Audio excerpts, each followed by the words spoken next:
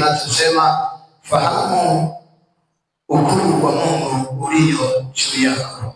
Mungu anahitaji kwenye maisha ya kwako ni wewe kuleta matokeo yake, kuwasaidia wale ambao wanamhitaji, wale ambao wamefungwa kwa namna yote. Wewe mwana wa Mungu, Mungu ameweka ukuu wake, Mungu ameweka hazina yake ili kuwasaidia watu ambao wanahitaji. Leo nitakufundisha kwa habari ya ukuu tuliopewa ni Roho ndani yetu. Huyo Roho anatupa uwezo wa kuwa mashuhuda, wa kuwa mashahidi wa siri za Kristo. Anatupa uwezo wa kumzalia Mungu matunda.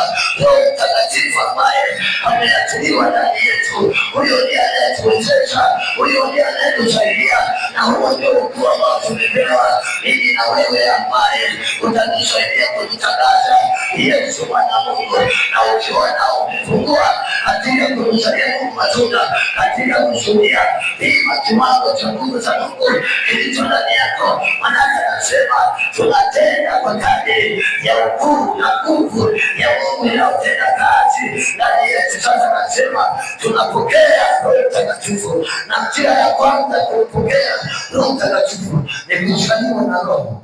Bwana asifiwe.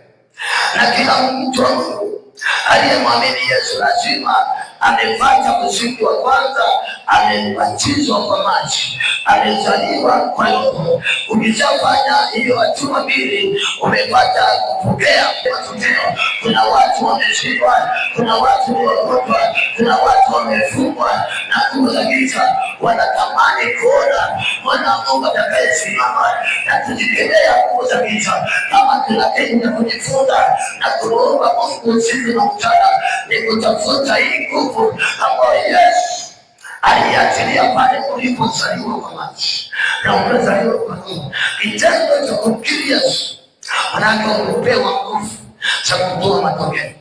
Na Yesu anasema, Yesu anatutahadharisha kwa habari ya kuzaa.